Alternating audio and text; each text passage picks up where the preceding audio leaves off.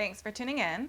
Today I'm going to be ranking my Louis Vuitton ready-to-wear collection from best to worst. For those of you tuning in for the first time, hi, I'm Katie. I like to do these luxury fashion videos here on YouTube. I share hauls and reviews, but at the end of the day, I share my journey so we can all mindfully curate our own collections. If you like what you're seeing, please subscribe to my channel, like this video, and leave a comment down below with your favorite piece from my collection. All of your support really means a lot to me. I think I'm going to try and weave in a little bit of a wear and tear update for all of these pieces as well.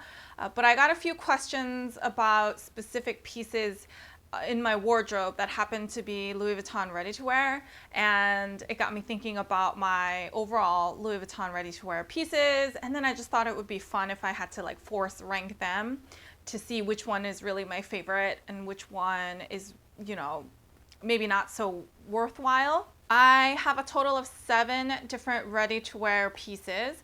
The majority of them are actually from the menswear collection.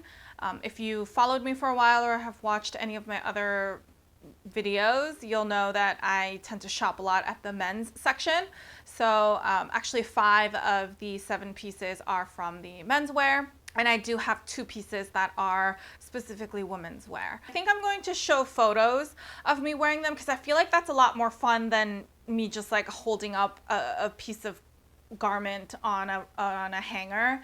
I think it's like a lot more fun to see how it's been styled and like what it looks like on a body. So I'm gonna start from my best piece to my worst piece. So number 1, the one that really stands out the most to me is actually my landscape Hawaiian shirt. Now, I fully acknowledge that this is a much newer piece in my collection. In fact, I think it's the latest Louis Vuitton purchase that I made. I still definitely have some more of that like honeymoon phase with this piece. But I also know for both myself and my partner, whenever we wear that piece, we are both commenting on how much we like that fit. And it was not something that we expected. We initially liked it so much for the intricacy, the real like artistry that went into the shirt itself, how each thread practically mimics a paintbrush stroke, and how it all comes together to compose this beautiful landscape imagery. But every time we wear it, we keep commenting on like how much we like the fit. It is a very, I don't know what they did, but there's something special about it. It feels very slimming, and it's very flattering on the body. So I've already worn it multiple times. My partner's worn it multiple times as well. And so that's why this piece definitely stands out, because of how special the piece itself is in terms of the composition and the just like the artisanship in it, and also with how it makes us feel, like how it fits on our bodies. And we have very different body shapes too, you know, so the fact that it works for both of us really well is also something that we really like about this piece. Number 2 is actually going to be the LV cashmere sweater that we got from, I think it's the Fall Winter 21 menswear collection. I think it was like Act 1 or something like that. This one really stands out because I love the pop of color. I seem to get some good compliments that when I wear red and when I wear that particular shade of red, and I love the overall just sporty look of it. It's like a much more casual sweater. So, and the only branding is really on the cuffs really, and it's not like super obvious as well. I nickname it the Elmo sweater because it is that kind of Elmo red color. It's definitely very warm. It is 100% cashmere. The other reason why the cashmere sweater really stands out in my mind is also the price point. Now, it's not cheap by any means, but in terms of luxury ready-to-wear cashmere pieces, I feel like the price point was very well priced. Also, it's like a menswear piece, so technically it uses more fabric than like a woman's cashmere sweater, but it was still like half the price of like a Chanel cashmere jumper. So if I remember correctly, I think it was, I just remember being really shocked at the price point. Like I was like, oh, I expected it to be more because it's cashmere, but it was not. But I do have to note the cashmere on this sweater is a bit, I don't know if delicate's the right word. It's a bit on the softer side, which feels beautiful, of course, but it does mean it will pill. Now, like my Hermes blanket here, as well as my Chanel pillow here, these are also cashmere pieces, but I find that this cashmere, it's almost like it's been felted a little bit. It's not actually felted. Like, that's not the real word for it. Like, it feels like the cashmere fibers have been a little bit more like wefted together. But the Louis Vuitton, the red sweater that I have, it's a lot more soft. It definitely feels a little bit more delicate than these pieces. I expect cashmere sweaters to have certain level of pilling and all of that. It's natural. It's part of the fiber, is because of how short the fiber is as well. So that it's all in line with my expectations, but mentioning them in case you were curious of like the longevity and wear and tear of Louis Vuitton cashmere. Number 3 is actually a women's wear piece. It is the side strap t-shirt that I have in black. I feel like this piece would have actually been number 2 if it wasn't for the repair issue that I had with this piece. If you're not familiar, I did film like a whole video on what happened and how it got resolved. So I'll link that up above in case you are curious for more details. But that's really what notched it down one. Because in terms of like being a staple, being a really great classic piece, I don't think there's anything that beats this in my closet. But the fact that one of the rivets fell out is just, you know, it's just a little so that's why it's a little bit lower. But overall, I love the fabric on this one. The cotton is amazing. It's very silky smooth, which is what I really like. And it's also, it's nice and thick, but it's not too thick that it feels very stifling. It's still a very breathable level of thickness. And because of that thickness, I feel like it gives the shirt itself a very nice structure. So it doesn't, you know, fold over every single contour of your body, but rather it has a bit of like it's able to fall, you know, on your body. It's able to lay and kind of have its own shape. I do believe this piece is a classic piece, so it should be part of the women's wear collection forever. So if you are interested, you should be able to find it. I will link everything that I can find in the description box down below in case you want to find more details and all that good stuff.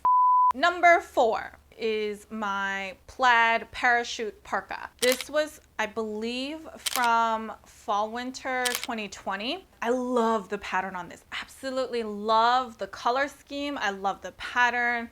I love how the LVs almost camouflaged into the plaid pattern. I love it. I really do. I just don't have that many occasions to wear it. It might just be like New York City weather. Also, I guess today it's a little rainy. So today would have been a perfect day to wear it. I just haven't gone outside. I haven't worn it as much as I'd wanted to, but I still love the piece. There's nothing wrong with the piece itself. It's just one of those like, oh, I haven't worn it as much as I thought I would. It's definitely a comfortable piece. I love the hood. I love that it's thin. I love that it's not lined. I am somebody who likes jackets and blazers, so I tend to have a lot of those, especially in like transitional weather. I like having light jackets that are unlined because it then means I can usually wear them when the weather gets a little bit warmer still. And I can always like adjust. If it's a little colder outside, I can always adjust by wearing a thicker sweater underneath instead of, you know, a t-shirt or something. So I feel like unlined jackets give you more options to wear throughout some of the warmer months as well. It's super, super, super cute. Honestly, I just need to wear it more. That's all. That's all. That's why it just falls a little bit lower. The 5th ranking. So we're now in like the bottom quartile. The Louis Vuitton watercolor denim work shirt. I think that's the original name. It's some variation of that. I have to be honest, I don't wear this that often. I've worn it maybe once or twice. I find the Louis Vuitton men's workwear shirts or work shirts are cut quite large. So it's a bit oversized for my partner, and it definitely looks a bit too oversized if I were to wear it just on its own. So that's just something to consider.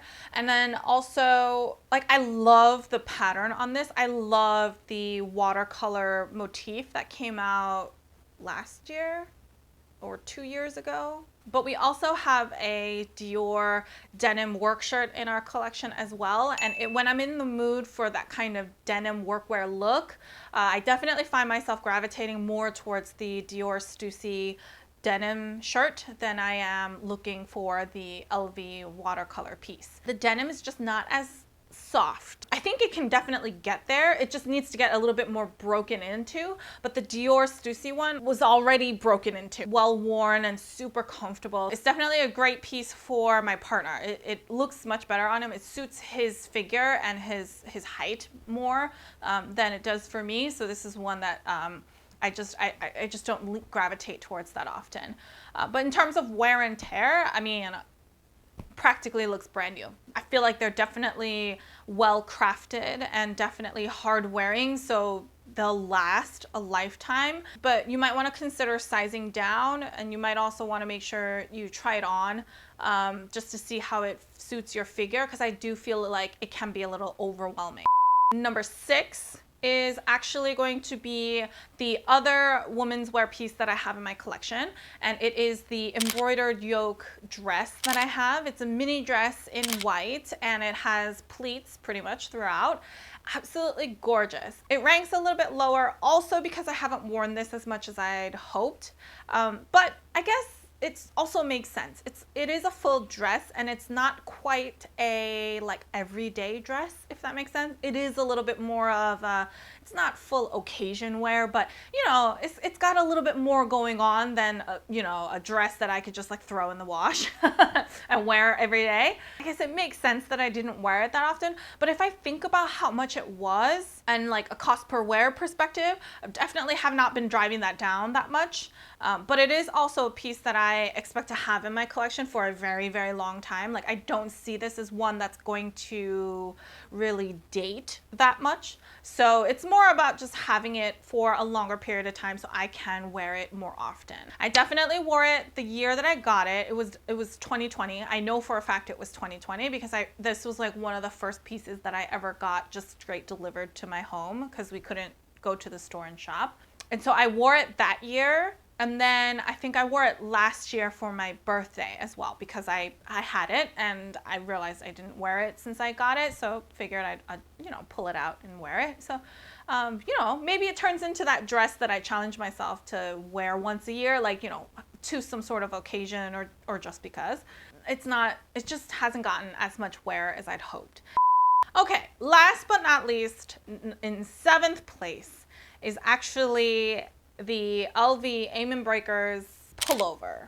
It's really funny. I absolutely love the color, and I feel like my complexion, my hair, like everything really pops when I wear that pullover. So it's a really great color for me. From just a pure cost and worthiness standpoint, it's just a pullover with screen printing on it. It wasn't even embroidered on there. I don't want to say there's no mastery required. There's no real artistry in that, you know, because that's not necessarily true. But you know what I'm saying. It's not the most complex garment to create, and it didn't necessarily employ a lot of, you know, intricate techniques or things like that. And so just based on how much it was, I really don't think it was worth it. Now for us, we got it for other reasons because we wanted to get something from from Virgil's last collection at Louis Vuitton. And that was a great piece that we felt like embodied what the whole collection was about. So we got it for different purposes, but really, like, I don't ever really think you have to run out and buy LV pullovers is what I'm trying to say. Unless there's a better design element to it, unless there's something more going on.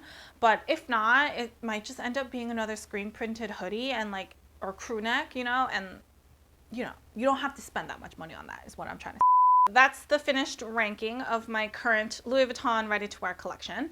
I'm sure it's going to grow, so I'm happy to do an updated one once I get more pieces over the years. Hope you enjoyed it. I hope you found it helpful to hear about the updated wear and tear, and also why certain pieces really bubbled to the top. Definitely let me know if you have a favorite Louis Vuitton ready-to-wear piece in your collection, or if you've been eyeing something. Let me know in the comments down below, because I'd love to hear about it. I always need new ideas, more inspiration, you know? But if you have any other questions on any of these items, or really anything at all, feel free to leave them down below, or head on over to Instagram and I'd be happy to help however I can. If you like this video, please give me a thumbs up. I really appreciate all of your feedback and support. If you like this kind of content and you haven't already, please subscribe to my channel. I post new fashion related videos every Sunday and Wednesday. So until next time,